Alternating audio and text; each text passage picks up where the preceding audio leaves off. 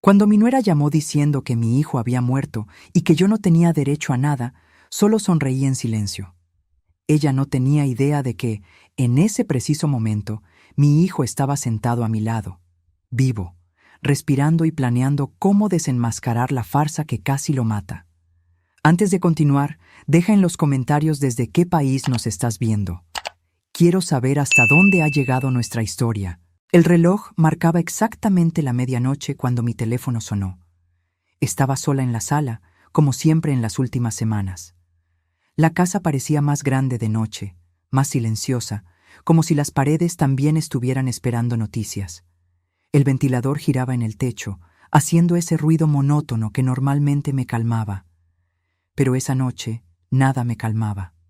Miré la pantalla del celular. El nombre que apareció fue Beatriz, mi nuera. Sentí un vuelco en el pecho de inmediato. Mi corazón se aceleró. Ricardo, mi hijo, siempre me llamaba los domingos, religiosamente. Incluso cuando estaba saturado de trabajo, incluso cuando tenía reuniones importantes, siempre buscaba la manera de llamarme, aunque fuera por 5 minutos, solo para decir que estaba bien, que estaba vivo. Pero hacía 3 días que no sabía de él. 3 días de silencio que pesaban como piedras en mi pecho. Había intentado llamar, varias veces. Su teléfono sonaba, y nada, buzón de voz. Siempre el mismo mensaje grabado. Hola, llamaste a Ricardo, no puedo contestar ahora, deja tu mensaje. Y yo lo dejaba. Hijo, llámame, estoy preocupada. Pero él nunca devolvía la llamada. Contesté rápido, con la mano temblorosa. Bueno, Beatriz, ¿dónde está Ricardo? ¿Por qué no me llama? La voz que vino del otro lado era fría, sin emoción, como si estuviera leyendo una lista del súper, sin sentimiento, sin vida. Suegra, Ricardo murió ayer por la mañana. El mundo se detuvo. Sentí como si el suelo hubiera desaparecido bajo mis pies. Mi respiración falló. Mi corazón parecía haber olvidado cómo latir. ¿Qué? ¿Cómo que murió? Beatriz, ¿qué broma es esta? Eso no tiene gracia. No es broma, respondió ella, con esa misma voz mecánica. Sufrió un accidente de coche. Chocó contra un árbol en la carretera a Cuernavaca. El coche se incendió. El cuerpo estaba irreconocible. Ya está en la funeraria. El entierro es mañana a las 10 de la mañana. Mi voz falló. Intenté hablar, pero no salió sonido. Solo un gemido sofocado, como si alguien me hubiera arrancado el aire de los pulmones. ¿Por qué no me avisaste antes? ¿Por qué hasta ahora? Logré preguntar finalmente, con la voz entrecortada. Estaba ocupada resolviendo todo, suegra. Papeleo en el CEMEFO, en el registro civil, documentos del seguro, abogado. No tuve tiempo de llamar antes. Fueron horas y horas de burocracia. No tiene idea de cuánto trabajo cuesta organizar un funeral. Ocupada. La palabra me cortó como vidrio. ¿Mi hijo estaba muerto y ella estaba demasiado ocupada para avisarme? Beatriz, necesito ver a mi hijo. ¿Dónde está ahora? ¿En qué velatorio? Ya fue cremado. La sangre se me congeló en las venas. ¿Cremado? ¿Cómo que cremado? Ni siquiera pude despedirme. ¿Cómo pudiste hacer eso sin avisarme? Fue decisión mía, suegra. Yo soy la esposa. Tengo la autoridad legal sobre el cuerpo. Ricardo siempre dijo que quería ser cremado, así que solo cumplí su voluntad. Sentí la rabia subiendo por mi garganta como lava hirviendo, pero respiré profundo. No era momento de explotar, no era momento de pelear. Necesitaba entender qué estaba pasando. ¿Y Miguelito? Pregunté, refiriéndome a mi nieto de 7 años. ¿Cómo está? ¿El niño vio a su padre muerto? Él está bien. Se va a quedar conmigo, obviamente. Es mi hijo. ¿Puedo hablar con él? Por favor, Beatriz, déjame hablar con mi nieto. Está durmiendo. No lo voy a despertar. Ya pasó por mucho estrés hoy. El silencio que siguió fue pesado, denso, sofocante. Yo todavía estaba intentando procesar todo. La muerte, la cremación, el hecho de no haber podido despedirme, cuando Beatriz soltó la bomba final. Hay otra cosa que necesitas saber, suegra. Ricardo dejó un testamento. registrado ante notario hace 6 meses. Me dejó todo a mí. La casa en el club de golf, el coche, los ahorros, el seguro de vida, absolutamente todo. Usted no tiene derecho a nada, ni a un centavo. Fue su elección. Me quedé paralizada. No por la herencia, nunca me importó el dinero. Mi hijo siempre me ayudaba cuando lo necesitaba, y con eso bastaba, pero por la frialdad, por la forma en que lo dijo, como si me estuviera expulsando de la vida de mi propio hijo, como si yo ya no tuviera ningún valor ahora que Ricardo estaba muerto. Beatriz, yo nunca pedí nada, nunca quise nada, solo quiero saber qué le pasó a mi hijo, solo quiero entender. ¿Cómo fue el accidente? ¿Sufrió? ¿Alguien estaba con él? No hay nada que entender, suegra. Iba manejando solo. Perdió el control del coche. Chocó con el árbol. El coche se quemó. Murió al instante. Fue rápido. No sufrió. Se acabó. Y ahora yo me encargo de todo. Soy la viuda. Tengo responsabilidades. Si quiere venir al entierro mañana, venga. Pero no haga escenitas. No quiero dramas frente a su familia. Su familia. Como si yo no formara parte de ella. Como si 9 meses de embarazo, el parto, las noches en vela y el trabajo duro para sacar adelante a ese muchacho, yo sola no significaran nada. Estaré allí, respondí, con voz temblorosa pero firme. Me voy a despedir de mi hijo, con o sin tu permiso. Como quiera, el entierro es a las 10 en el panteón municipal. Adiós, suegra. Y colgó, así, sin más. Como si solo me hubiera dado el reporte del clima. Me quedé mirando el teléfono por varios minutos. La pantalla se puso negra. Mi mano aún apretaba el aparato con fuerza. Las lágrimas empezaron a caer sin que me diera cuenta. Primero despacio. Después como cascadas. Sollozos violentos sacudieron mi cuerpo. Mi hijo. Mi Ricardo. El niño que crié sola después de que su padre nos abandonara cuando él tenía apenas 3 años. El hombre que siempre me llamaba los domingos. El padre dedicado que adoraba a Miguelito. Muerto, y ni siquiera pude despedirme. Ni pude tomar su mano una última vez. Ni pude decirle que lo amaba. Pero algo no cuadraba. Cuanto más lo pensaba, más mal parecía todo. La frialdad de Beatriz. La cremación demasiado rápida, en menos de un día. El testamento que mencionó como si hubiera sido planeado. La forma en que dijo, usted no tiene derecho a nada, como si estuviera saboreando esas palabras. Todo parecía calculado, ensayado, falso. Intenté llamar a Ricardo. Necesitaba escuchar su voz, aunque fuera solo en el buzón. El teléfono sonó, sonó, sonó. Nadie contestó. Llamé de nuevo, directo al buzón. Otra vez, el mismo resultado. Otra vez, nada. Me levanté con las piernas débiles y fui a la cocina a tomar agua. Mis manos temblaban tanto que derramé agua en el suelo. No me importó. Limpiaría después. ¿O no? ¿Qué importaba ahora? Mi cabeza daba vueltas. ¿Sería verdad? ¿De verdad mi hijo había muerto? ¿Y por qué Beatriz parecía tan satisfecha? No era tristeza lo que escuché en su voz. Era alivio. Como si se hubiera quitado un peso de encima. Volví a la sala y me senté de nuevo en la misma silla. El silencio de la casa era sofocante. Miré la foto de Ricardo en la repisa. Sonreía, cargando a Miguelito todavía bebé. Los dos con la playera de la selección mexicana, en el estadio. Un día de felicidad. Un día que nunca volvería. Mis ojos se llenaron de lágrimas otra vez.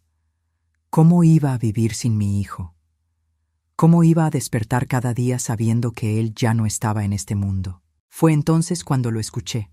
Un sonido, débil, ahogado, viniendo de la parte de atrás de la casa. Toc, toc, toc. Dejé de respirar. ¿Quién tocaría a mi puerta a esta hora de la madrugada? Miré el reloj. 12:15. Toc, toc. Me levanté despacio. El corazón latiendo desbocado. Cada latido retumbaba en mis oídos como un tambor. Caminé hacia la cocina, de donde venía el sonido. La puerta de atrás. Nadie usaba esa puerta. Daba al patio. siempre cerrada con 2 candados. Toc, toc, toc. ¿Quién está ahí?, pregunté, intentando sonar firme, pero mi voz salió trémula, débil, una voz, débil, ronca, casi un susurro áspero, como si la persona tuviera la garganta lastimada. Mamá. Sentí un escalofrío recorrerme toda la espalda. Un escalofrío que empezó en la nuca y bajó hasta los pies. ¿Quién es?, pregunté de nuevo, ahora más fuerte. Mamá, soy yo, Ricardo. Mi sangre se heló. Todo mi cuerpo quedó paralizado. No podía ser. Beatriz acababa de decir que estaba muerto, cremado. ¿Cómo podía estar tocando a mi puerta? ¿Ricardo? Mi voz salió temblorosa, incrédula. ¿Eres tú de verdad? Por favor, mamá, abre la puerta. Estoy herido, ya no aguanto estar de pie. Mis manos temblaban tanto que apenas pude girar la llave en el primer candado. Intenté. Fallé. Intenté de nuevo. Finalmente lo logré. Luego, el segundo candado. Mis dedos estaban entumecidos. Finalmente, empujé la puerta despacio. Y lo que vi me hizo retroceder tambaleándome. Un hombre, ensangrentado, apoyado en el marco de la puerta con una mano, la otra sosteniéndose el abdomen, ropa rasgada, sucia de tierra y sangre seca. Rostro golpeado, un ojo hinchado y morado, casi cerrado. Labios partidos, pero lo reconocí. Era mi hijo, mi Ricardo, vivo, respirando, gimiendo de dolor. «¡Dios mío!», grité, sosteniéndolo por los hombros antes de que cayera. «Ricardo, ¿qué te pasó? ¿Quién te hizo esto?». Casi se desplomó en mis brazos. Pesaba mucho. Usé toda la fuerza que tenía, y que ni sabía que aún conservaba a mi edad, para arrastrarlo hacia adentro. Cerré la puerta rápidamente, echando los 2 candados de nuevo. Lo acosté en el suelo de la cocina, lo más cuidadosamente posible. Corrí al baño, traje toallas limpias, regresé. Comencé a presionar la sangre que aún salía de un corte profundo en su frente. «Mamá», susurró, agarrando mi mano con fuerza. Aún débil, su agarre era firme, desesperado. Ella intentó matarme. ¿Quién? ¿Beatriz? ¿Fue Beatriz la que te hizo esto? Él asintió, con los ojos llenos de dolor y algo más. Miedo. Mi hijo tenía miedo. Ella y su novio armaron todo. El accidente. Fue todo planeado. Querían matarme. Querían el dinero del seguro. Sentí que el mundo se derrumbaba de nuevo. Pero esta vez, no de tristeza, de rabia, de una rabia que nunca había sentido en mi vida. Una rabia que quemaba, que hervía. «No hables ahora», susurré, intentando controlar mi propia respiración. «Primero te voy a limpiar, curar esas heridas. Después me cuentas todo, con calma». Pasé la siguiente hora y media limpiando las heridas de Ricardo, cada corte, cada raspón, cada mancha de sangre. Tenía un tajo profundo en la frente que necesitaba puntos, pero no podíamos ir al hospital, todavía no. Hice lo mejor que pude con cinta micropore y gasas. El brazo derecho estaba morado e hinchado en varias partes, probablemente una fractura. Lo vendé con lo que tenía. Había marcas de quemaduras en el pecho y la espalda, como si alguien hubiera... No quería pensar en eso ahora. Cuando terminé, me senté a su lado en el suelo frío de la cocina. Seguía pálido, pero respiraba mejor, más regular. «Cuéntame», le pedí sosteniendo su mano. «Cuéntame todo, desde el principio». Ricardo cerró los ojos por un momento, como reuniendo fuerzas. Tragó saliva. Luego comenzó. «Beatriz tiene un amante desde hace meses, mamá. Casi un año. Un tipo llamado Andrés, un conocido de su trabajo. Lo descubrí hace como 3 semanas». Tragué seco. Seguí escuchando, sin interrumpir. Encontré mensajes en su celular. Lo había dejado desbloqueado en la cama. Yo no iba a ver, pero la pantalla se prendió con una notificación. Y vi. Conversaciones sobre cómo deshacerse de mí, sobre el seguro de vida que contratamos juntos, sobre empezar una vida nueva con Miguelito. con el dinero del seguro. Al principio, pensé que era solo plática, fantasía, cosas de una pareja teniendo una aventura pensando en cómo sería si, ¿sabes? Asentí. Seguí escuchando. Pero entonces, ayer por la mañana, me despertó temprano. Dijo que necesitábamos hablar, que estaba cansada del matrimonio, que quería separarse, pero que antes de eso quería hacer las paces, ir a dar la vuelta juntos, recordar los viejos tiempos. Acepté. Pensé que, no sé, pensé que tal vez todavía se podía salvar el matrimonio. Hizo una pausa. Su respiración se volvía más pesada, más irregular. Salimos en el coche, ella manejando. Dijo que quería ir a un lugar especial, una carretera por la que solíamos ir cuando éramos novios. Se me hizo raro, pero acepté. Fuimos hacia una carretera solitaria, rumbo a Morelos, casi desierta. Y entonces, él apareció. ¿Andrés? Pregunté, sintiendo que el corazón se me apretaba. Ricardo asintió, con lágrimas empezando a formarse en sus ojos. Me sacaron del coche a la fuerza. Andrés traía un tubo de metal. Él me golpeó varias veces, en la cabeza, en la espalda, en el estómago. Intenté defenderme, pero él era más grande, más fuerte. Y Beatriz, mamá, Beatriz me agarraba los brazos por la espalda, lo ayudaba, se reía mientras él me golpeaba. Las lágrimas bajaron por mi rostro. Mi hijo, mi niño, golpeado por su propia esposa. ¿Y luego? ¿Cómo escapaste? ¿Cómo es que estás vivo? Creyeron que me habían matado. Dejé de moverme, dejé de gritar. Me quedé completamente inmóvil. Andrés me pateó las costillas una última vez y no reaccioné. Dijo, ya estuvo, vamos a terminar esto. Me aventaron dentro del coche, de mi propio coche. Me pusieron en el asiento del conductor, rociaron gasolina adentro y empujaron el coche fuera de la carretera. Se fue rodando, chocó con un árbol. El impacto me despertó. Todo estaba empezando a incendiarse. Logré abrir la puerta, arrastrarme fuera antes de que explotara. Me escondí entre los matorrales. Esperé horas, hasta que oscureció. Su voz estaba fallando ahora. Cada palabra era un esfuerzo. Cuando anocheció, empecé a caminar. No podía ir al hospital. Me buscarían ahí. No podía llamar a nadie. Mi celular se quedó en el coche. Así que vine para acá. Caminando, cojeando, parando en cada esquina porque el dolor era demasiado. Tardé horas, pero necesitaba llegar aquí. Necesitaba llegar con mi mamá. Lo abracé, con cuidado de no lastimarlo más, y lloré. Lloré por todo, por su dolor, por la traición, por la maldad, por la crueldad, pero también sentí algo más creciendo dentro de mí.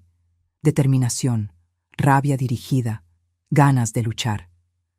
Ricardo, dije firme, secándome las lágrimas, si ella cree que estás muerto, vamos a dejar que lo piense.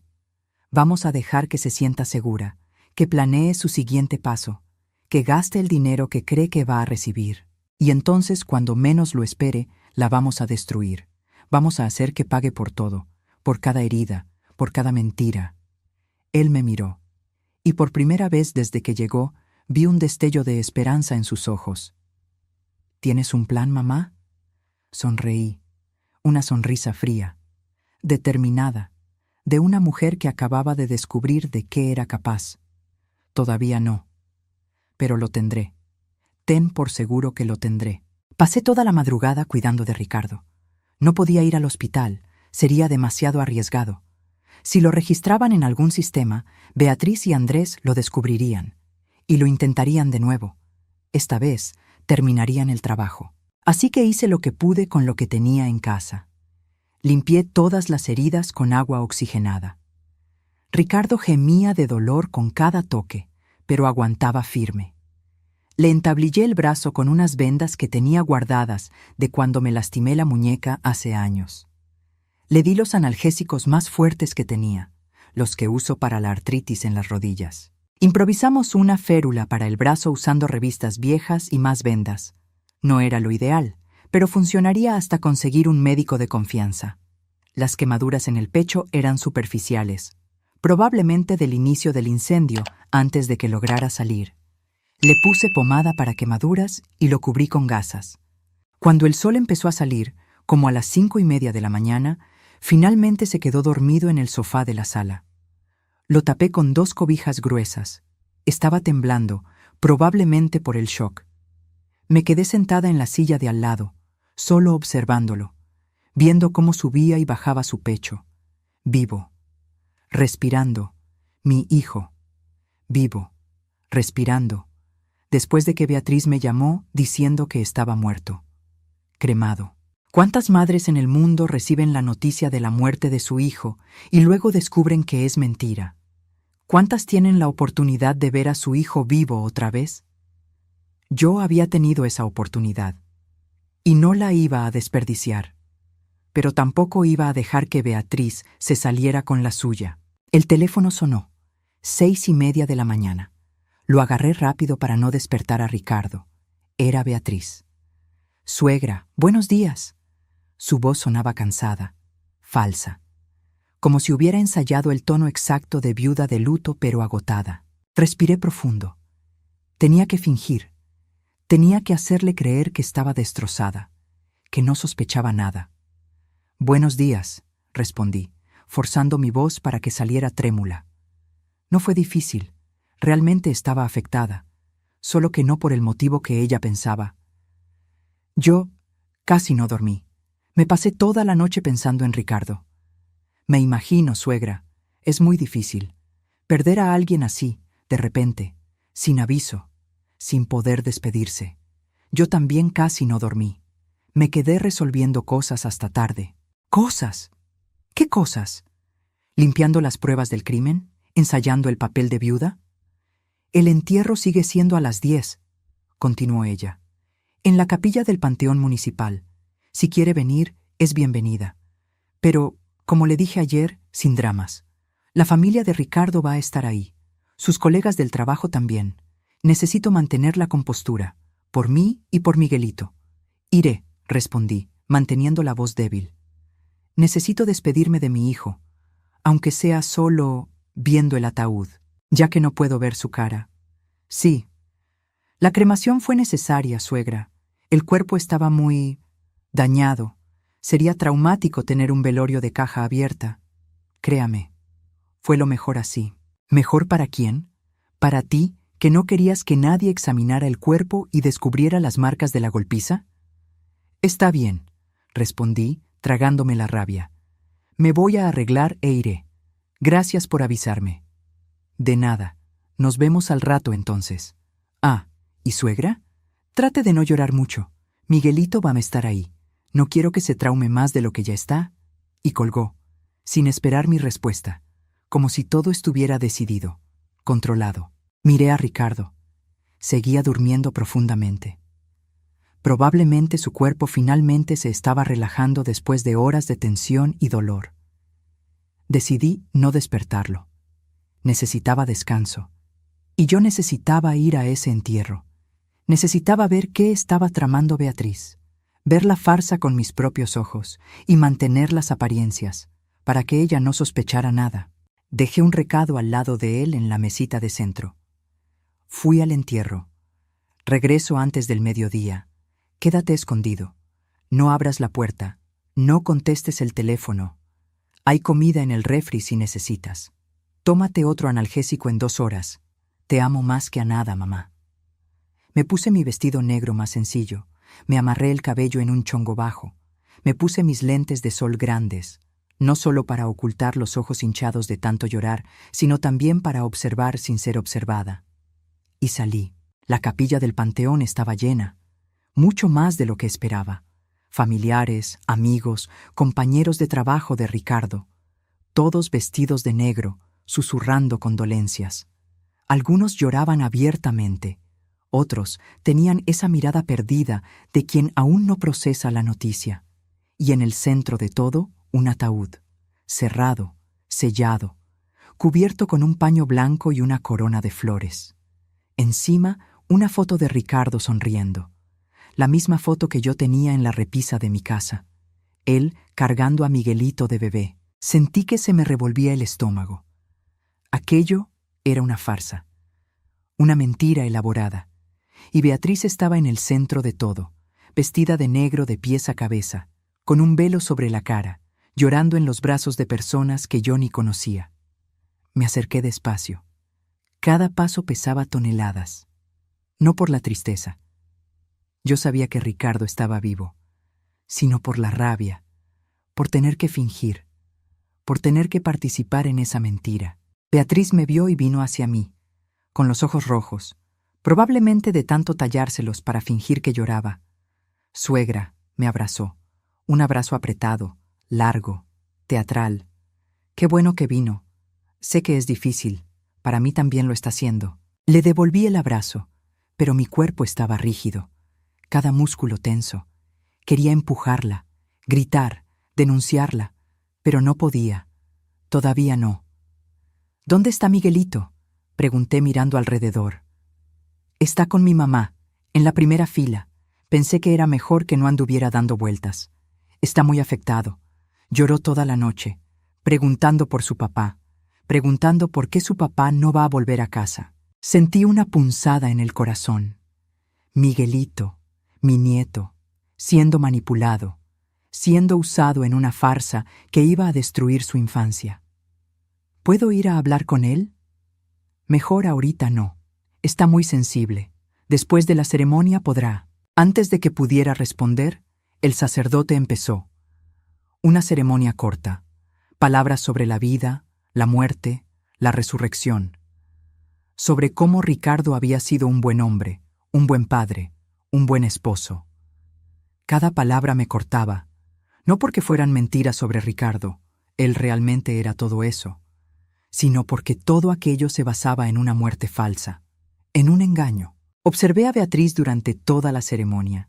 Lloraba en el momento justo, se secaba las lágrimas con un pañuelo bordado, sostenía la mano de la gente, aceptaba abrazos, era una actriz perfecta. Pero en algunos momentos, cuando creía que nadie la veía, yo lo notaba, una pequeña sonrisa, una mirada de alivio, ojos que recorrían a la multitud como si estuviera calculando quién creía, quién dudaba, quién podría ser un problema. Y entonces apareció él. Un hombre alto, de traje oscuro bien cortado, cabello negro bien peinado con gel. Rostro bien parecido, pero con una expresión arrogante. Entró discretamente por la puerta lateral y se sentó en la última banca, en la penumbra. Pero Beatriz lo vio. Y cruzaron una mirada. Rápida, pero me di cuenta, una mirada de reconocimiento, de complicidad. Andrés. Tenía que ser él, el hombre que había ayudado a golpear a mi hijo, que había intentado matarlo, y ahora estaba aquí, en el funeral falso, probablemente disfrutando de su propio trabajo. La rabia hirvió dentro de mí, pero me controlé. Respiré hondo. Observé. La ceremonia terminó. El padre hizo la última oración. La gente empezó a levantarse. El ataúd sería llevado al crematorio, o al menos eso es lo que todos pensaban. Probablemente estaba vacío, o tenía cualquier otra cosa adentro, cualquier cosa menos mi hijo. Yo no acompañé el cortejo al crematorio. No soportaba ver más de esa farsa. Fingí que me sentía mal, lo cual no era mentira del todo. Mi estómago estaba revuelto, mi cabeza dolía. Mi corazón latía demasiado rápido. Salí de la capilla y me senté en una banca afuera, en el área de los árboles del panteón. El sol estaba fuerte, los pájaros cantaban, la vida seguía. Pero allá adentro, todos lloraban por un hombre que no estaba muerto. Observé de lejos. Beatriz se despidió de todos. Agradeció su asistencia. Dijo que quería quedarse sola un momento antes de irse. La gente respetó. Se alejaron, se subieron a sus coches, se fueron yendo poco a poco. Y cuando finalmente estaba casi sola en el estacionamiento, él se acercó. Andrés. Salió de las sombras como una víbora. Hablaron rápidamente, en voz baja, mirando a los lados para ver si alguien los veía. No sabían que yo estaba ahí, parcialmente oculta tras un árbol grande. Ella le pasó algo. Parecía un sobre, grueso, probablemente con dinero. Él asintió, lo guardó en el bolsillo interno del saco. Dijo algo que no pude escuchar. Ella respondió. Y entonces él la jaló de la cintura y la besó, ahí mismo, en el estacionamiento del panteón, a pocos metros de donde supuestamente el cuerpo de su esposo acababa de ser cremado. Tuve que taparme la boca con la mano para no gritar, para no vomitar. La audacia, la falta de vergüenza, el irrespeto. El beso duró unos segundos. Luego ella se apartó, miró nerviosa a su alrededor y se subió al coche. Andrés se fue al lado opuesto del estacionamiento, se subió a un coche negro y salió a toda velocidad. Me quedé ahí sentada unos minutos más, procesando todo, grabando cada detalle en mi memoria, cada expresión, cada gesto. Todo sería útil después. Cuando finalmente regresé a casa, eran casi las 12. Ricardo estaba despierto, sentado a la mesa de la cocina, tomando agua despacio. Seguía pálido, pero más alerta. «¿Cómo estuvo?», preguntó en cuanto me vio. Cerré la puerta con cuidado, le eché llave, me senté a la mesa con él. «Una farsa», respondí, quitándome los lentes oscuros. Lloró, fingió estar destrozada, interpretó el papel de viuda perfecta, y Andrés estaba ahí. Ricardo apretó el vaso con fuerza, los nudillos se le pusieron blancos. ¿Tuvo el descaro de aparecer? Lo tuvo. Se quedó al fondo, discreto. Y después del funeral, Ricardo se besaron, en el estacionamiento. Ella le entregó un sobre, probablemente dinero. «Mi dinero», dijo entre dientes. «El dinero que trabajé años para juntar, que era para el futuro de Miguelito, y ella lo está usando para pagarle al amante que intentó matarme». «No por mucho tiempo», afirmé firme. «Vamos a recuperar todo. Y van a pagar, los dos». Ricardo me miró un largo rato. Luego preguntó: «¿Qué hacemos ahora, mamá? No puedo simplemente aparecer y decir que estoy vivo. Ella va a inventar cualquier historia. Dirá que yo fingí mi muerte para, no sé, para cualquier cosa. Y Andrés va a desaparecer. Van a esconder las pruebas». Tenía razón. Necesitábamos más que nuestra palabra. Necesitábamos pruebas concretas, irrefutables. «Los mensajes», recordé. «Dijiste que viste mensajes en su celular sobre el plan. Si conseguimos esas conversaciones, tenemos la prueba». «Ha de haber borrado todo, o cambió de celular. Beatriz es lista, no va a dejar rastro». Pensé por un momento. Entonces tuve una idea. Tal vez no borró todo, tal vez está demasiado confiada, creyendo que le salió bien, que está segura. La gente así comete errores, se relaja, y ahí es donde los agarramos.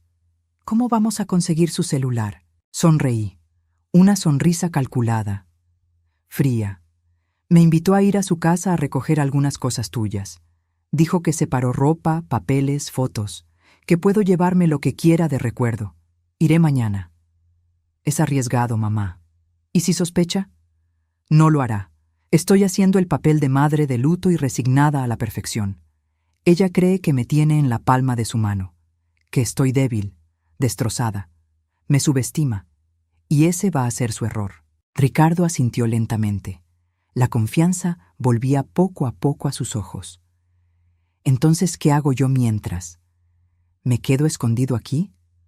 «Por ahora sí. No puedes salir, no puedes ser visto. Voy a ver si consigo un médico de confianza para que te revise ese brazo. Parece que tienes una fractura, pero tiene que ser alguien que no vaya a registrar nada oficialmente». «La doctora Fernanda», sugirió Ricardo. «Aquella doctora que atendió a Miguelito cuando se rompió el dedo. ¿Te acuerdas? Tiene su consultorio particular, siempre fue discreta. Y yo la ayudé una vez con unos papeles del municipio. Me debe una. La voy a llamar, ver si puede venir aquí a la casa, sin registros, sin preguntas». Pasé el resto del día cuidando a Ricardo, cambiando las vendas, preparando comida ligera que pudiera comer sin náuseas, y planeando cada detalle de lo que haría en casa de Beatriz. Por la noche, Llamé a la doctora Fernanda. Le expliqué, vagamente, que Ricardo había tenido un accidente, pero no podía ir al hospital por cuestiones complicadas. Ella dudó, hizo preguntas. Pero cuando mencioné que era urgente y que pagaríamos bien por su discreción, aceptó. Vino a la mañana siguiente, temprano. Revisó a Ricardo. Confirmó la fractura en el brazo. Trajo un equipo de rayos X portátil en su coche. Lo enyesó adecuadamente. Le recetó medicinas más fuertes para el dolor y para la infección. Y lo más importante, no hizo preguntas. «No sé qué está pasando», dijo en la puerta antes de irse. «Y tal vez sea mejor que no sepa. Pero cuídense, y si necesitan algo más, llámenme. Pero solo en una verdadera emergencia. ¿Entendido?» «Entendido, y gracias, doctora. Usted salvó a mi hijo». Me miró con una expresión extraña, como si quisiera decir algo, pero solo asintió con la cabeza y se fue. A la mañana siguiente me arreglé. Me puse ropa sencilla, nada llamativo. Llevé una bolsa grande, fingiría que me llevaba cosas. Pero adentro, puse una grabadora digital pequeña que había comprado hace años para grabar recetas del radio. Nunca pensé que la usaría para esto. Antes de salir, miré a Ricardo. Estaba sentado en el sofá, con el brazo enyesado apoyado en cojines. «¿Estás segura de esto, mamá?», preguntó preocupado. «Segura. Confía en mí. Estaré bien. Conseguiré lo que necesitamos. Si pasa cualquier cosa rara, lo que sea, me llamas. ¿Prometido?» «Prometido». Manejé hasta la casa que antes era de Ricardo, la casa donde vivió con Beatriz y Miguelito por 7 años. Una casa bonita, en una buena colonia, comprada con su esfuerzo, y que ahora Beatriz creía que era solo de ella. Toqué el timbre. Mi corazón latía rápido, pero mantuve mi expresión calmada. Serena, de madre de luto que solo quería unos recuerdos de su hijo. Beatriz abrió la puerta con una sonrisa amable.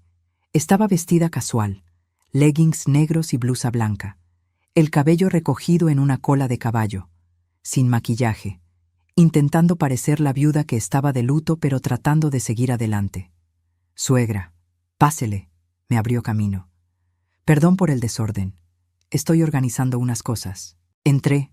La casa estaba impecable, demasiado limpia, demasiado organizada, como si nada hubiera pasado, como si Ricardo nunca hubiera existido. «¿Café?», ofreció. «Sí, gracias. Con azúcar, por favor». «Me acuerdo», dijo ella yendo a la cocina. Aproveché para mirar alrededor. En la mesita de centro de la sala lo vi. Su celular, desbloqueado, con la pantalla prendida, como si lo acabara de usar. Mi corazón se aceleró. Era la oportunidad. Pero ella ya venía regresando de la cocina. Nos sentamos en la sala. Sirvió el café en tazas delicadas. Se sentó frente a mí, dejando el celular exactamente donde estaba. En la mesa, entre las dos. «Pues bueno», empezó ella. «Separé algunas cosas de Ricardo. Están en la recámara. Ropa que sé que era importante para él. Documentos viejos, fotos de chiquito. Esas cosas que a las mamás les gusta guardar. Te puedes llevar lo que quieras». «Gracias, Beatriz. Significa mucho para mí tener algo de él». Ella asintió, tomando un trago de café. Sus ojos estaban vacíos, sin emoción real. «Sobre el testamento», continuó con la voz más firme. «Sé que debe ser difícil para usted aceptar que Ricardo nos dejó todo a mí y a Miguelito, pero fue su elección. Quería asegurar que estuviéramos bien. ¿Me entiende, verdad? ¿Entender? ¿Entender que habías falsificado un testamento para robarle todo a mi hijo?» Pero solo asintí, manteniendo mi expresión neutral. «Entiendo. Siempre fue un buen esposo para ti. Siempre cuidó de su familia». «Lo era», coincidió ella con esa sonrisa falsa. «Por eso duele tanto. La pérdida, el vacío, todavía no creo que se haya ido». Fue entonces cuando fingí. Me levanté rápido, llevándome la mano a la frente, haciendo una mueca. «Ay, perdón. Me siento mareada. Creo que es la presión. No he dormido bien». ¿Puedo usar el baño? ¿Echarme agua en la cara? Claro, claro. Se levantó ella, preocupada, o fingiendo estarlo. ¿Quiere que la acompañe? No hace falta. Conozco el camino. He estado aquí tantas veces. Fui al baño, pero no entré. Me quedé tras la puerta entreabierta, observando. Beatriz se había vuelto a sentar. Agarró el celular. Empezó a escribir algo. Rápido, concentrada. Esperé unos minutos. Abrí la llave para que hiciera ruido. Luego la cerré. Regresé a la sala. ¿Mejor?, preguntó ella. Sí, gracias. El café ayudó también. Me senté de nuevo. Tomé otro trago. Y fue cuando su teléfono sonó. Ella miró la pantalla y suspiró. Perdón, suegra. Tengo que contestar. Es el abogado. Por los papeles de la herencia. No te preocupes. Contesta. Es importante. Se levantó y salió al patio de atrás, cerrando la puerta de vidrio tras ella. Podía verla a través del cristal, pero no escuchaba lo que decía. Esta era mi oportunidad. Tal vez la única. Miré a mi alrededor. Nadie. Agarré su celular de la mesa. Seguía desbloqueado. ¡Qué suerte! Mi corazón latía tan fuerte que pensé que ella lo oiría desde afuera. Abrí la aplicación de mensajes. Busqué a Andrés. Lo encontré. Y lo que vi me hizo helarme hasta los huesos. Mensajes. Cientos de ellos. Hablando del plan, del accidente, del seguro, de empezar una vida nueva. Estaba todo, cada detalle, cada etapa, hasta fotos. Fotos del testamento falsificado, de las pólizas de seguro, de documentos que ella había forjado, y lo más aterrador, había un mensaje de hace 3 días. Andrés. ¿Segura que está muerto? Beatriz. Segura. Vi cómo se quemaba el coche. Nadie sobrevive a eso. Andrés. ¿Y si sobrevivió? ¿Y si se fue al hospital? Beatriz. Imposible. Pero estaré pendiente de los hospitales de la zona. Si aparece algo, ya sabes qué hacer. Andrés. Ya sé. Esta vez termino bien el jale. Mi mano temblaba. Todavía lo estaban buscando. Todavía querían asegurarse de que Ricardo estuviera muerto. Y si descubrían que estaba vivo, lo intentarían de nuevo. No tenía tiempo de leer todo. Rápido, seleccioné todas las conversaciones con Andrés. Le di en reenviar. Escribí mi propio número. Lo envié. Después, entré a los mensajes enviados. Borré el registro del envío. Dejé todo como estaba. Puse el celular de regreso en el mismo lugar, exactamente en la misma posición. Respiré profundo, mi corazón aún desbocado. Segundos después, Beatriz regresó. Guardó el celular en su bolsillo sin mirar. Perdón por la tardanza, dijo ella. Los abogados siempre son complicados, mucha burocracia. Me imagino. Debes estar agotada con todo esto.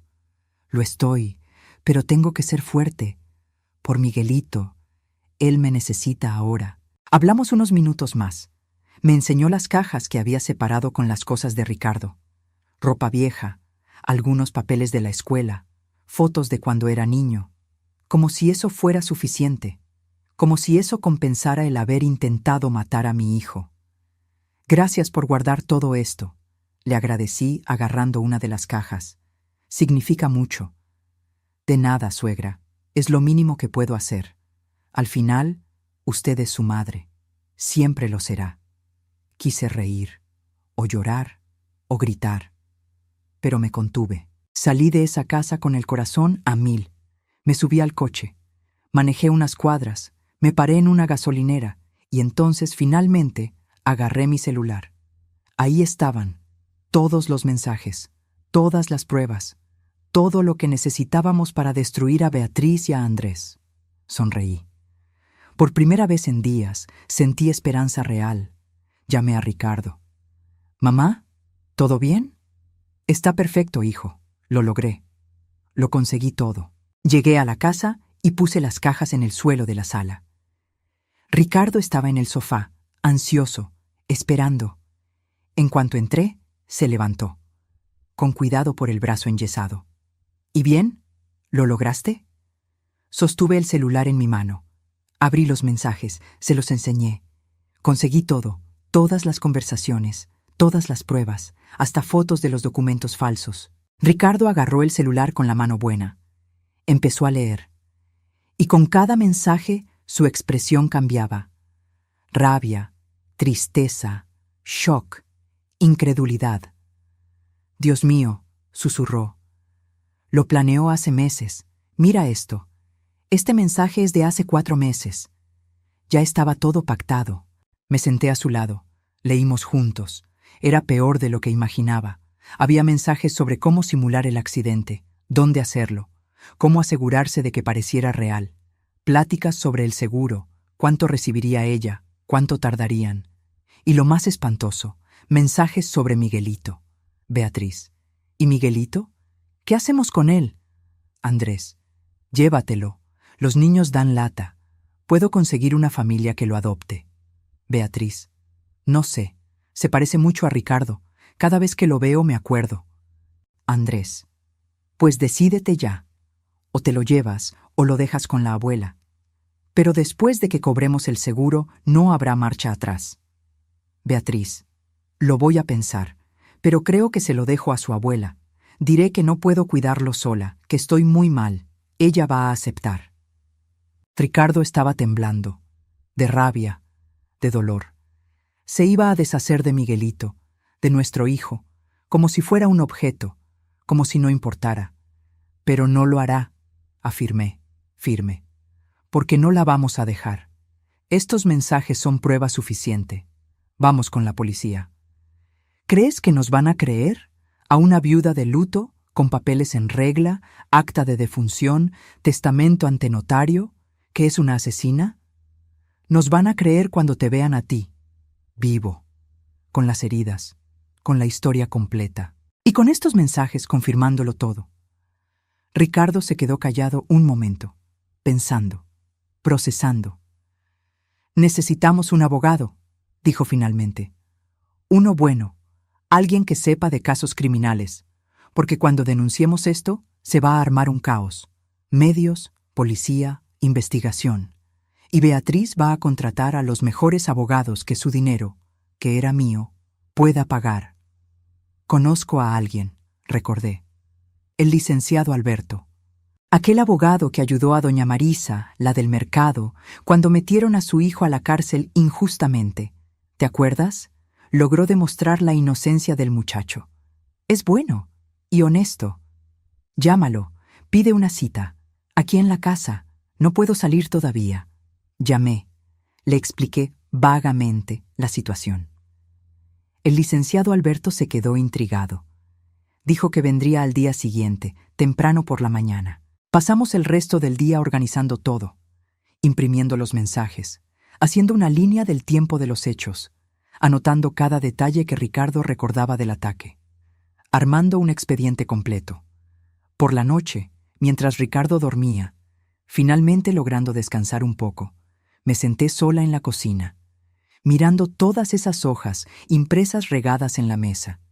Mi hijo casi había sido asesinado por su propia esposa, por dinero, por ambición, por puro egoísmo. Y ella todavía andaba por ahí, libre, haciendo planes, gastando el dinero que creía que era suyo, viviendo la vida como si nada hubiera pasado. Pero no por mucho tiempo.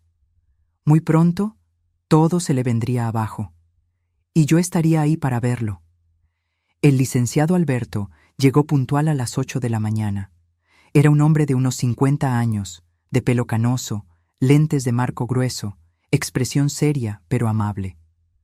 Traía un maletín de piel ya gastado. Nos sentamos los tres a la mesa de la sala. Contamos todo, de principio a fin. Ricardo enseñó las heridas. Yo enseñé los mensajes impresos. Explicamos lo del funeral falso, lo del testamento forjado, lo del plan para deshacerse de Miguelito. El licenciado Alberto escuchaba en silencio, tomando notas. De vez en cuando sacudía la cabeza, incrédulo. Cuando terminamos, se quitó los lentes, los limpió con un pañuelo, se los volvió a poner y habló. Esto es uno de los casos más absurdos que he visto, y miren que he visto mucho en mi carrera. ¿Entonces nos puede ayudar?, pregunté. Puedo, y lo haré. Pero tenemos que hacer esto bien, paso a paso, porque Beatriz tiene todas las cartas en la mano ahorita.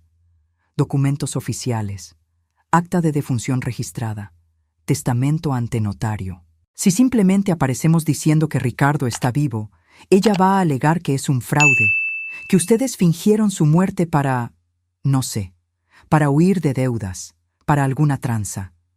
Pero los mensajes, Ricardo señaló las hojas, prueban todo. Prueban mucho, pero necesitamos más. Necesitamos el testimonio de testigos. Necesitamos un peritaje médico que confirme que tus heridas coinciden con la historia. Necesitamos investigar a Andrés, saber quién es, dónde está, si tiene antecedentes. Y sobre todo, necesitamos agarrarlos en flagrancia. ¿Cómo que en flagrancia?, pregunté.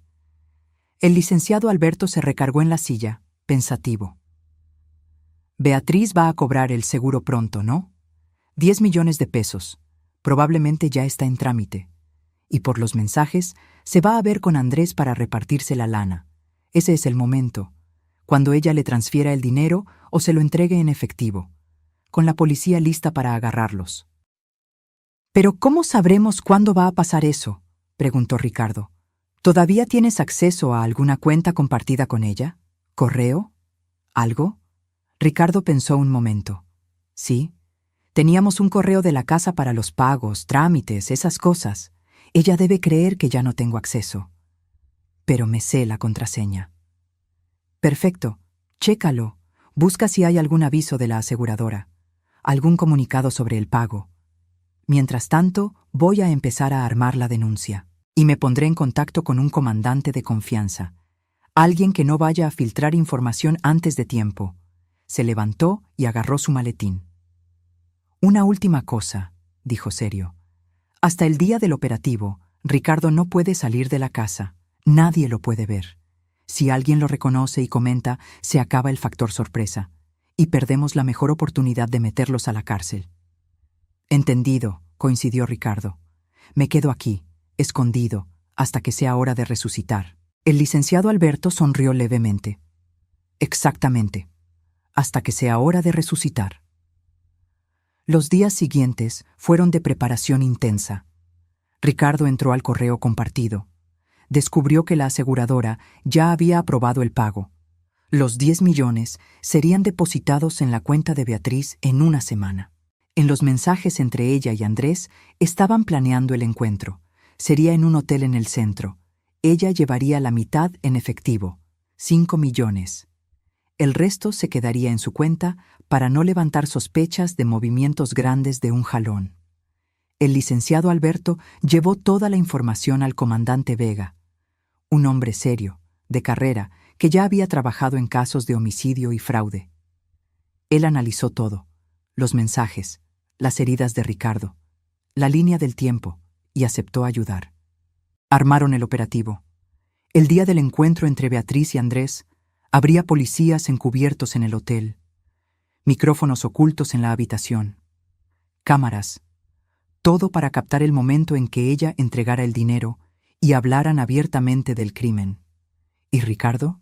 Ricardo estaría ahí, escondido, esperando el momento justo, el momento de volver de entre los muertos y destruir el plan perfecto de Beatriz. La semana pasó lenta. Cada día parecía de 48 horas. Ricardo estaba cada vez más ansioso.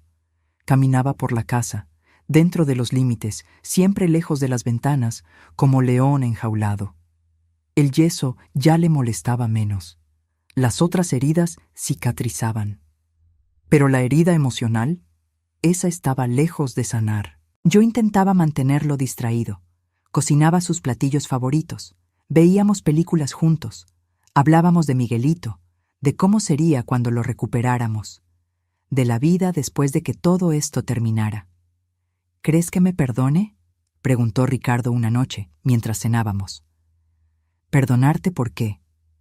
Por haber desaparecido, por dejar que pensara que me morí, por haberle causado todo ese trauma. Le tomé la mano. Hijo, tú no causaste ningún trauma. Fue Beatriz. Tú eres la víctima aquí, y Miguelito lo va a entender. Tal vez no ahorita, pero cuando crezca, cuando pueda procesar todo, lo entenderá. Y estará agradecido de que luchaste, de que sobreviviste. Eso espero, porque la culpa me está matando, mamá. Todas las noches sueño que está llorando, llamándome, y yo no puedo ir con él. Unos días más, solo unos días más, y entonces podrás abrazar a tu hijo otra vez, para siempre. El día finalmente llegó. Viernes, el día del encuentro entre Beatriz y Andrés. El licenciado Alberto llamó temprano. Ya está todo listo. El comandante Vega y su equipo están posicionados. El hotel está preparado. Logramos que Andrés reservara la habitación sin saber que es una trampa. Beatriz se verá con él a las 3 de la tarde. ¿Y Ricardo? Se viene conmigo, a las 2. Entramos discretamente. Se queda en una sala de monitoreo que la policía armó en el hotel. De ahí podrá seguir todo. Y cuando sea el momento, entrará a la habitación. ¿Será seguro? La policía estará justo afuera de la puerta, armados. Si Andrés intenta cualquier cosa, será sometido de inmediato. Colgué. Miré a Ricardo. Estaba vestido con ropa oscura, una gorra bien puesta, lentes oscuros, tratando de ser lo más discreto posible. ¿Listo?, pregunté. Más que nunca, lo abracé. Fuerte. Como si fuera la última vez, porque, de alguna forma, lo era. Era la última vez antes de que todo cambiara, antes de que toda la verdad saliera a la luz. Ve allá y termina con esto, y trae a mi nieto de vuelta. Lo haré, lo prometo. Me quedé en casa, sola, esperando. El licenciado Alberto me había dado un número para llamar por si necesitaba. Pero el plan era quedarme quieta, dejar que los profesionales hicieran su trabajo. Pero la ansiedad era insoportable. Caminaba de un lado a otro, miraba el reloj cada minuto, las 2 de la tarde. Ricardo ya debía estar en el hotel, las 2:30. Beatriz probablemente ya iba en camino, las 2:45. 15 minutos para el encuentro, las 3 de la tarde. Mi celular sonó. Era el licenciado Alberto. «Ya llegó», dijo en voz baja. «Va subiendo, trae una maleta. Seguramente es el dinero. Andrés ya está en el cuarto». «¿Y Ricardo?» «Está bien, nervioso, pero bien. Está viendo todo por las pantallas. Manténme informada, por favor. No te preocupes». Colgué. Me senté en el sofá, respiré hondo y esperé. Yo estaba en un cuarto pequeño, lleno de aparatos. Las pantallas mostraban la habitación del hotel desde varios ángulos, micrófonos captando cada sonido. El comandante Vega estaba a mi lado, el licenciado Alberto al otro, otros policías vigilando los equipos. «Recuerda», dijo Vega, «tú solo entras cuando yo te dé la señal, cuando hayan confesado todo, cuando tengamos la flagrancia clara, no antes, ¿entendido?» «Entendido». En el monitor vi que la puerta del cuarto se abría. Entró Beatriz, vestida casual, jeans, blusa blanca, el pelo suelto, jalando una maleta de viaje mediana. Andrés estaba sentado en la cama. Se levantó al verla. Sonrió. La besó. Un beso largo, íntimo. Tuve que aguantarme las ganas de golpear la pantalla. «¿Lo traes?», preguntó él. «Lo traigo», respondió ella, poniendo la maleta en la cama. La abrió. Estaba llena de fajos de billetes. Billetes de 500, organizados, contados. «¿Son los 5 millones?» confirmó él. «Exactamente. Tu parte. ¿Cómo quedamos?» Andrés agarró uno de los fajos. Pasó el pulgar por los billetes. Sonrió satisfecho. «Al fin. Valió la pena todo el jale». Beatriz soltó una risita corta. «¿Crees que fue trabajo? Yo fui la que tuvo que aguantar 7 años casada con ese idiota. Trabajando, trabajando, trabajando. Sin tiempo para nada. Sin que me hiciera caso. Yo me merecía más. Me merecía esto», señaló el dinero. «Y ahora lo tienes. Ahora lo tengo. Y nadie sospecha nada». La policía cerró el caso como accidente. El cuerpo se cremó. No hay forma de que investiguen más. Andrés se sentó en la orilla de la cama. ¿Estás segura de que se murió? ¿Ni una posibilidad de que haya sobrevivido? Beatriz sacudió la cabeza. Ninguna. Le pegaste con todo. Estaba sangrando. Apenas respiraba. Y cuando el coche prendió, no hay forma de que haya salido. Porque si llega a aparecer... No va a aparecer, interrumpió ella, firme. Ricardo está muerto, y nosotros estamos libres. En la pantalla vi que el comandante Vega hizo una señal. Era suficiente. Confesión clara. Flagrancia perfecta. Vamos, dijo él. Ahora es tu turno. Caminé por los pasillos del hotel.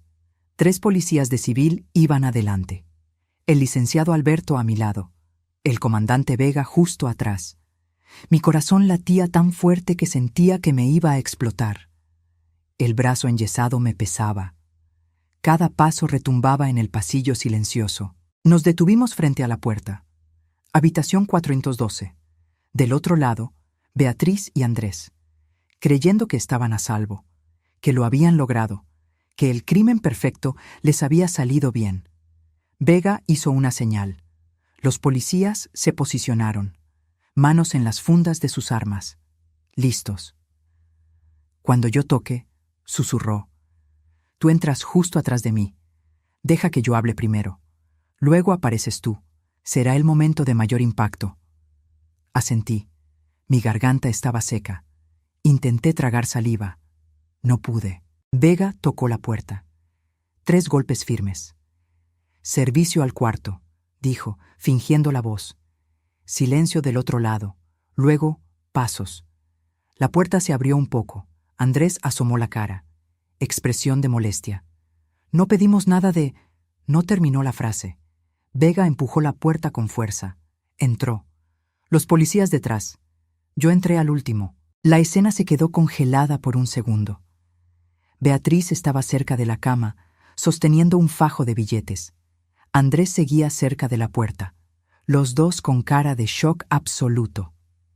«Policía», Vega enseñó su placa. «Nadie se mueva». Andrés intentó correr. Fue sometido de inmediato por 2 policías, derribado al suelo, esposado en segundos. Beatriz soltó el dinero. Se llevó las manos a la boca, con los ojos pelones.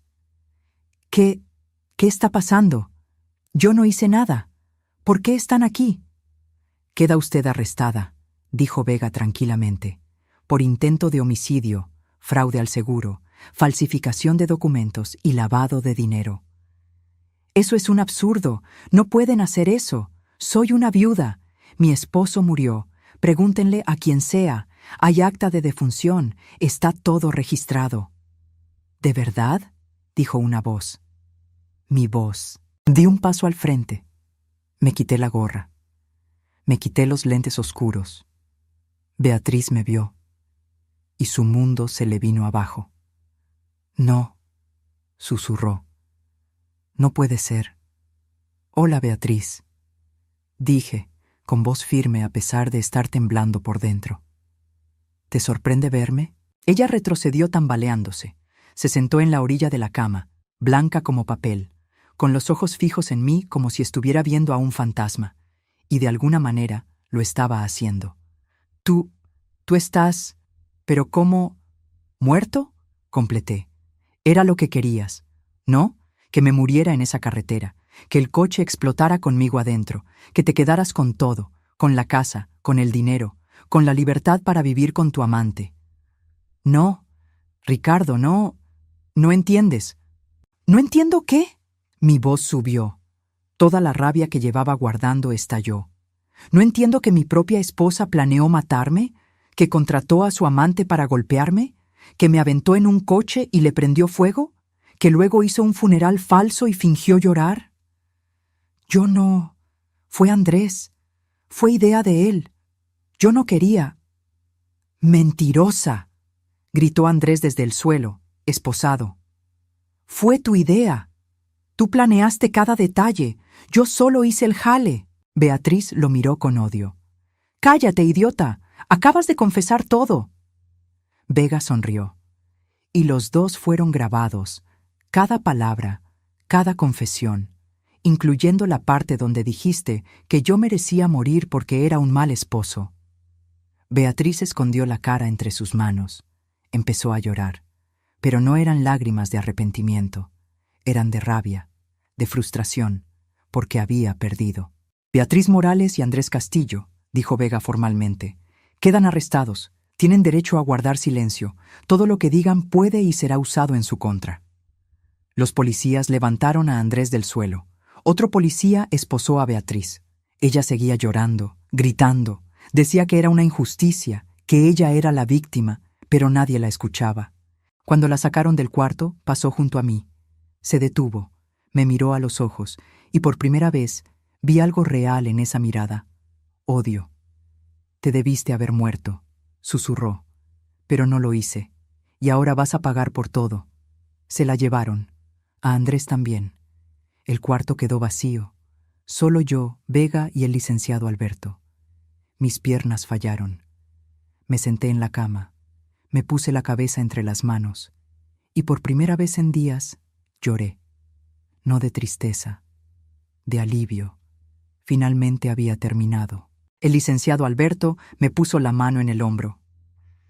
Fuiste muy valiente, Ricardo, muy fuerte. Ahora la justicia hará su trabajo. Vega se sentó a mi lado.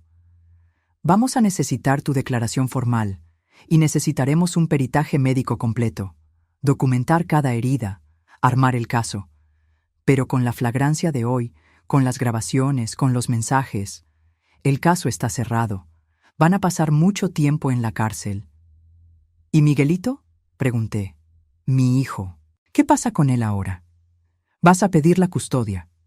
Como padre biológico y único tutor legal ahora que la madre está arrestada.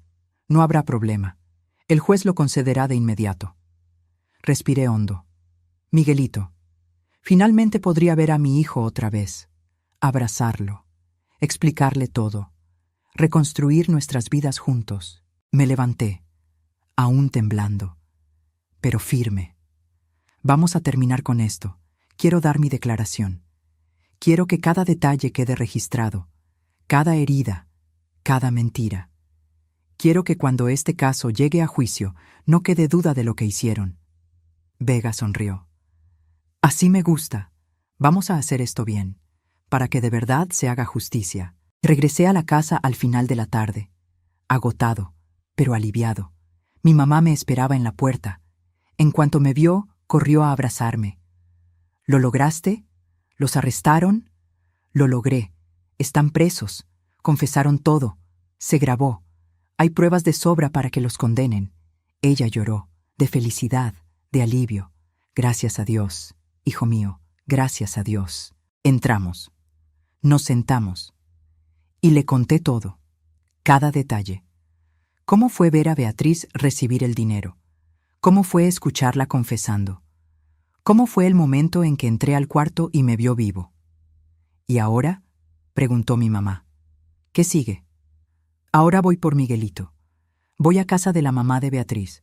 Voy a traer a mi hijo. Y vamos a empezar de nuevo. Los tres. Tú, él y yo. Ella sonrió. Esa sonrisa de madre que sabe que su hijo finalmente está a salvo. Vamos a reconstruirlo todo, juntos, como una verdadera familia. Al día siguiente, fui por Miguelito. El licenciado Alberto fue conmigo.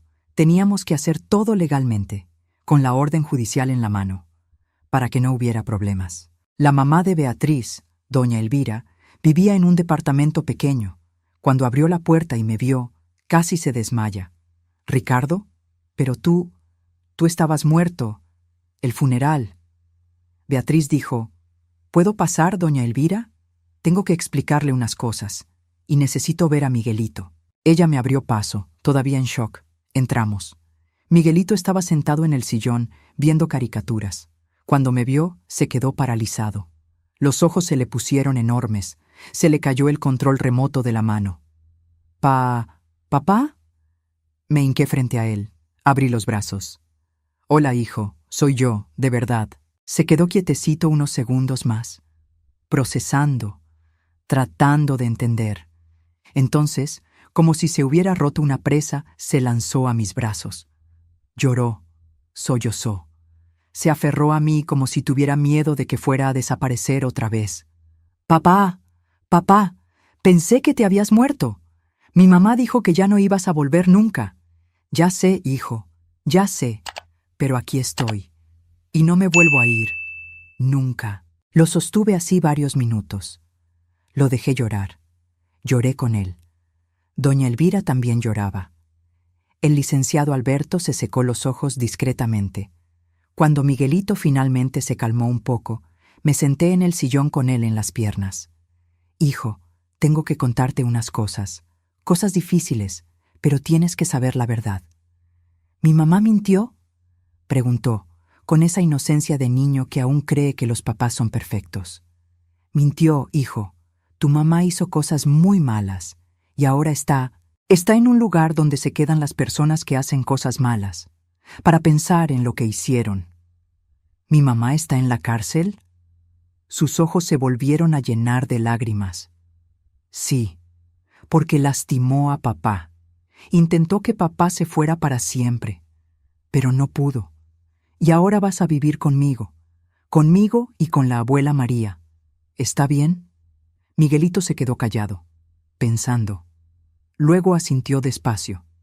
«¿Puedo ver a mi mamá de vez en cuando?». La pregunta me partió el alma, porque a pesar de todo, él todavía amaba a su madre, y yo no podía quitarle eso.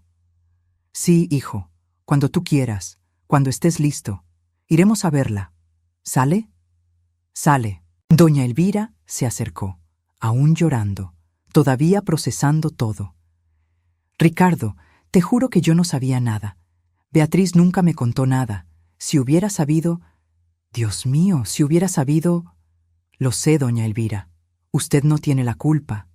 Beatriz nos engañó a todos, hasta a su propia madre. ¿Qué va a pasar con ella? Va a ser juzgada, va a responder por sus crímenes, y probablemente pasará muchos años guardada». Ella se tapó la cara, llorando por su hija, por la mujer que crió y que ahora era una criminal. Nos fuimos de ahí con Miguelito. Llevamos algo de su ropa, unos juguetes, lo esencial, lo demás lo recogería después. En el camino a la casa, Miguelito fue callado en el asiento de atrás, mirando por la ventana, procesando todo a su manera. «Papá», llamó de repente. «¿Qué pasó, hijo? ¿Vas a volver a trabajar?».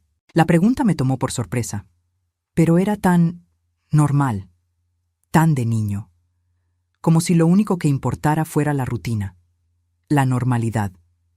«Sí, hijo, pero voy a trabajar menos. Voy a pasar más tiempo contigo. Te lo prometo». «¿Y la abuela va a hacer pastel de chocolate?». Sonreí. Por primera vez en semanas, una sonrisa de verdad. «Sí, ten por seguro que sí». Las semanas siguientes fueron de adaptación. Miguelito empezó a ir a terapia. La psicóloga dijo que lo estaba manejando bien, pero que tomaría tiempo, que había un trauma, que tendríamos que tener paciencia. Y la tuvimos. Toda la paciencia del mundo. Regresé a trabajar poco a poco.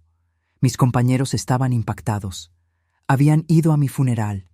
Creyeron que estaba muerto.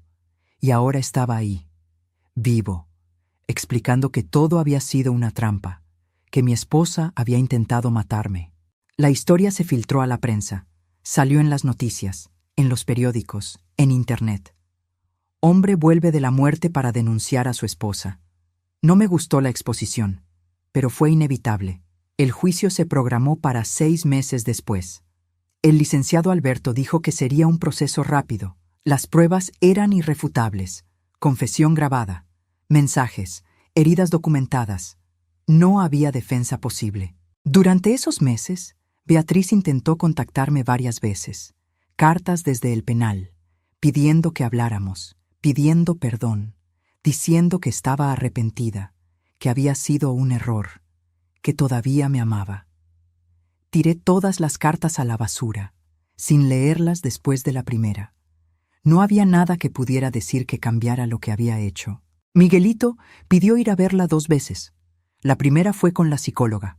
Regresó callado, triste, pero dijo que había sido importante, que necesitaba ver que su mamá estaba viva de verdad, que no había desaparecido.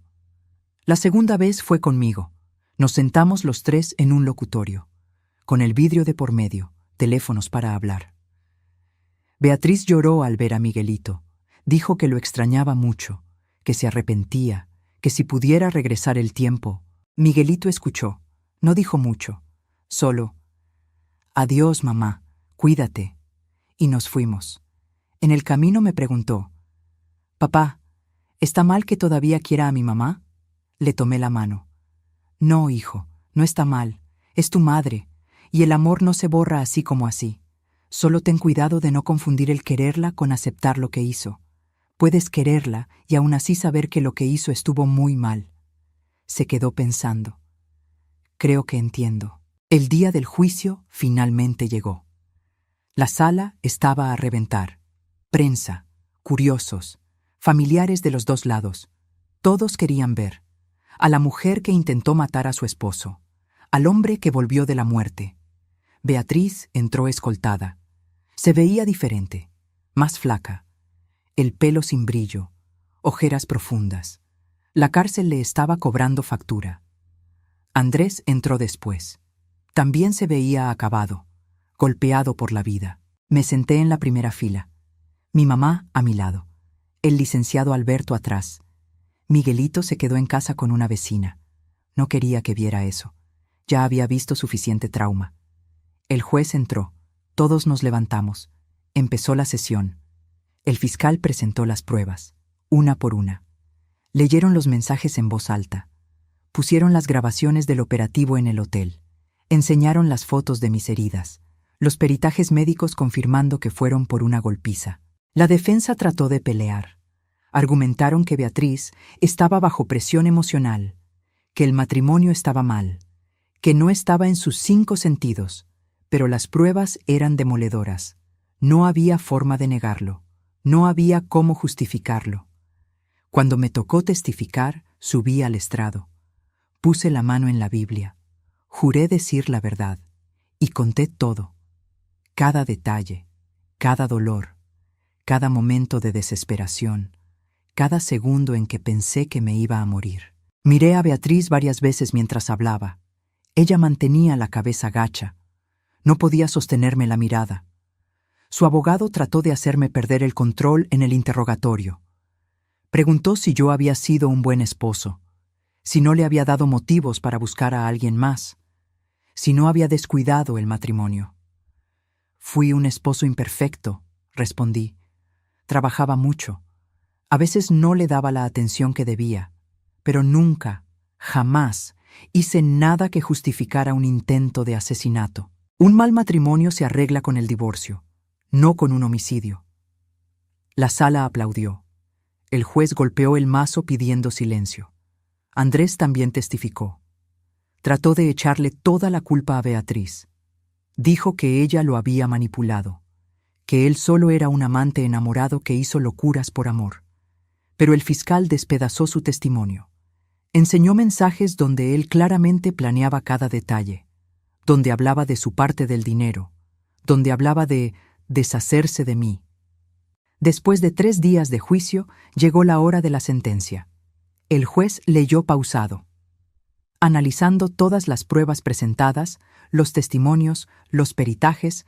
No queda duda de que los acusados, Beatriz Morales y Andrés Castillo, planearon y ejecutaron el intento de homicidio calificado contra Ricardo Morales. Además, cometieron fraude al seguro, falsificación de documentos y lavado de dinero. Hizo una pausa. Miró a los acusados. «Beatriz Morales, queda usted sentenciada a 28 años de prisión en régimen cerrado». Beatriz gritó, lloró, pataleó. Los guardias la tuvieron que someter. «Andrés Castillo, queda usted sentenciado a 25 años de prisión en régimen cerrado». Andrés solo bajó la cabeza. Sabía que estaba acabado. «Además», continuó el juez, «todos los bienes obtenidos por el fraude deben ser devueltos a Ricardo Morales. La casa, el dinero del seguro, todo. Y la custodia del menor Miguelito Morales queda definitivamente con su padre, Ricardo Morales». El mazo golpeó. 1, 2, 3 veces. Se cierra la sesión. Sentí que mi mamá me agarró la mano, me la apretó fuerte, lloraba, pero esta vez de alivio, de que se había hecho justicia. Cuando salimos del tribunal había reporteros, micrófonos, cámaras, todos querían una declaración. El licenciado Alberto se puso al frente, habló por mí. Ricardo Morales está conforme con la decisión de la justicia. Ahora solo quiere reconstruir su vida, cuidar de su hijo y seguir adelante. No habrá más declaraciones. Pedimos respeto y privacidad. Gracias. Y nos fuimos. Rápido. Nos subimos al coche. Fuimos a casa. En los meses que siguieron, la vida se empezó a normalizar. Regresé a trabajar de tiempo completo. Miguelito volvió a la escuela. Las terapias siguieron, pero poco a poco las pesadillas se fueron yendo. Las sonrisas volvieron. Compré una casa nueva, lejos de donde viví con Beatriz.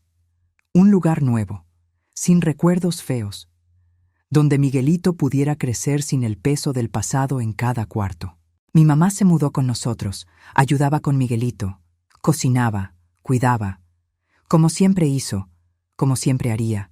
Conocía a alguien, una maestra de la escuela de Miguelito, Paula, amable, atenta, paciente. Ella sabía la historia, sabía todo, y aún así quiso conocerme. Quiso ser parte de nuestra vida. Me tomó tiempo, tenía miedo, miedo de confiar, miedo de entregarme, miedo a que me traicionaran otra vez. Pero Paula tuvo paciencia. Fue despacio. Se ganó primero a Miguelito, que la adoraba. Luego se ganó a mi mamá, que le dio el visto bueno de inmediato. Y finalmente se ganó mi corazón. Nos casamos 2 años después. Una boda chiquita, solo familia y amigos cercanos. Miguelito fue el pajecito. Mi mamá lloró de la emoción, y por primera vez desde aquella noche terrible en que casi me matan, me sentí completo otra vez. Sentí que tenía una familia de verdad, construida en el amor, en la confianza, en la verdad. Beatriz cumplió su condena, 28 años. Miguelito la visitó algunas veces los primeros años. Luego dejó de ir. Dijo que ya estaba en paz con el pasado, que había perdonado, no porque ella se lo mereciera, sino porque él lo necesitaba, para seguir adelante. Cuando ella salió de la cárcel, ya era una mujer vieja, acabada, arrepentida. Intentó buscarnos, pero Miguelito, ya hecho un hombre, no quiso. Ya perdoné, me dijo, pero perdonar no significa olvidar, ni volver a tener una relación. Ella tomó sus decisiones, y yo tomé las mías. Sentí orgullo del hombre en que se convirtió, fuerte, justo, bueno, todo lo que hubiera podido desear. Andrés murió en la cárcel, en una pelea entre reos. No sentí nada cuando me enteré, ni rabia, ni gusto, solo nada. Ya no importaba. Hoy, años después, miro hacia atrás y veo toda una vida, llena de dolor, sí, de traición, de casi morir, de trauma, pero también llena de nuevos comienzos, de amor, de familia, de superación, la llamada de medianoche, la puerta de atrás, el cuerpo ensangrentado, el funeral falso, el juicio. Todo eso es parte de mi historia, pero no me define, porque aprendí que nos pueden casi destruir, casi nos pueden matar, nos pueden quitar todo, pero mientras haya vida, hay elección. Puedo elegir ser la víctima para siempre, o puedo elegir ser un sobreviviente. Puedo elegir que el pasado me defina, o puedo elegir construir un futuro mejor, y yo elegí reconstruir. Con mi mamá, con mi hijo, con mi nueva esposa, con amor, con verdad, con justicia. Beatriz intentó matarme, pero lo que no sabía es que al hacerlo me hizo renacer. Me hizo más fuerte, me hizo valorar cada segundo de vida, cada abrazo, cada sonrisa. Y por eso, de un modo extraño, doy gracias. No a ella, jamás a ella, sino a la vida, por darme una segunda oportunidad, por enseñarme quién importa de verdad, por enseñarme que la familia no es quien comparte tu sangre o tu apellido, es quien está a tu lado cuando todo se cae a pedazos, quien te levanta cuando te caes, quien te abraza cuando ya casi te rindes. Y yo tuve eso, tengo eso, y lo llevaré conmigo hasta mi último día. La historia de Beatriz terminó en una celda, pero la mía sigue, llena de vida, llena de amor, llena de esperanza. Porque al final lo que cuenta no es cuántas veces nos caemos, es cuántas veces nos levantamos. Y yo me levanté, con ayuda, con amor, con determinación, y aquí estoy, vivo, respirando, amando, siendo amado. Y eso, para mí, es la victoria, la más grande de todas. Si llegaste hasta aquí, muchas gracias por seguir esta jornada. Fue larga, fue difícil, pero necesaria, porque demuestra que no importa qué tan oscura sea la noche, siempre existe la posibilidad de un nuevo amanecer. Si te gustó esta historia, dale like. Suscríbete al canal para más historias así. Comenta qué te pareció. Tu opinión es muy importante para mí. Y si puedes, hazte miembro del canal. Tu apoyo hace toda la diferencia y me ayuda a seguir trayendo historias que toquen el corazón, que hagan pensar, que demuestren que la vida siempre vale la pena. Hasta la próxima historia. Y recuerda, mientras haya vida, hay esperanza. Mientras haya amor, hay nuevos comienzos. Mientras haya verdad, hay justicia. Nunca te rindas, nunca dejes de luchar, porque tu historia aún no termina. Y tenlo por seguro, lo mejor está por venir.